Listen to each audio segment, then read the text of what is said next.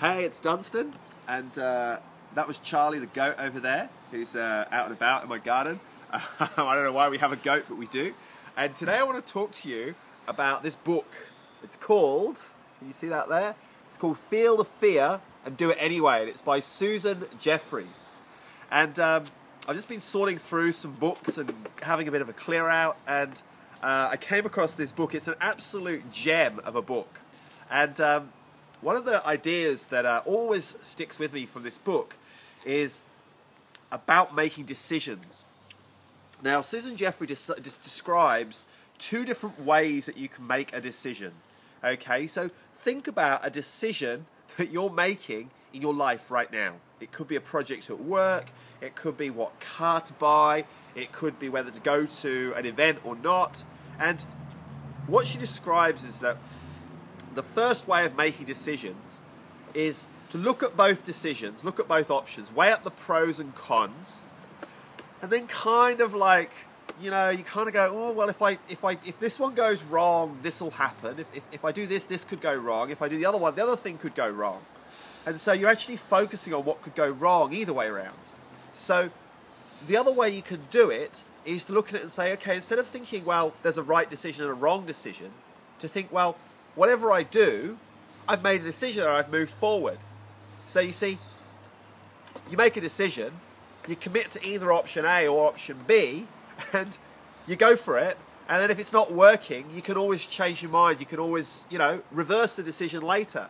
Meanwhile, the person who's trying to work it out and get the right decision going, that person still hasn't made a decision. They haven't committed to either.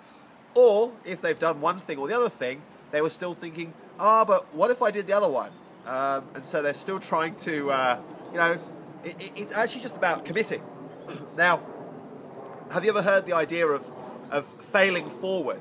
Okay, so Charlie's come back in for another cameo. See, a goat doesn't think so hard. You see, they have this advantage. They just get on with it and do it. He sees the green stuff and he goes, I want that green bit over there, and he starts eating it.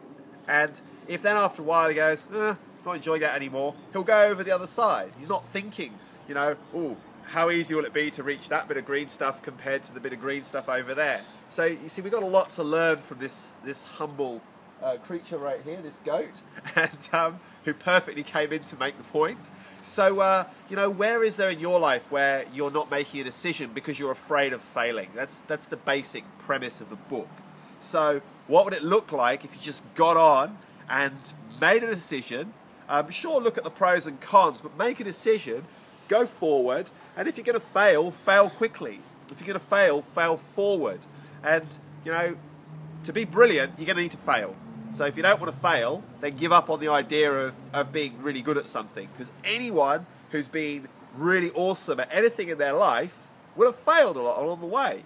You read Richard Branson's books. He had loads of failures along the way, but it didn't stop him. He just kept on going and was like, oh, well, that didn't work. I'll find a different way to make it work.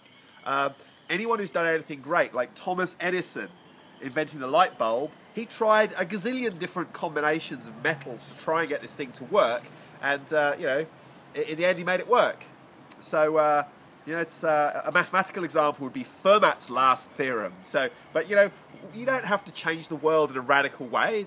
You may just be someone who just wants to go forward with something. So commit to making a decision and go for it and see what happens. And, you know, don't sit around procrastinating and waiting. So that book again, Susan Jeffers, Feel the Fear and Do It Anyway. You know you want to. So this has been Dunstan. I'm sorry if I sound a bit weird today. I'm a bit bunged up. I got a bit of a cold, but who cares? I'm hoping you get the message, and I'm going to sign out now, and I'll catch you next time. Thanks a lot.